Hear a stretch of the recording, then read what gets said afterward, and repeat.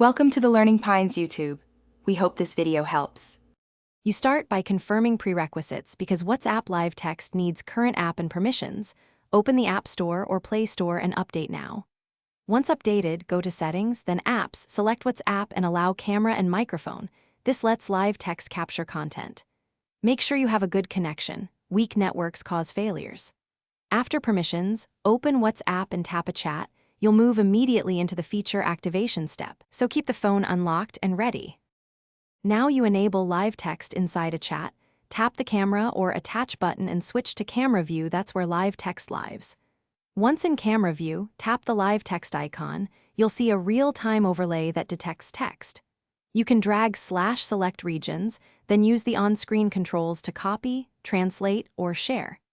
Make sure your language matches the text. Go to WhatsApp settings, live text or accessibility to change OCR languages.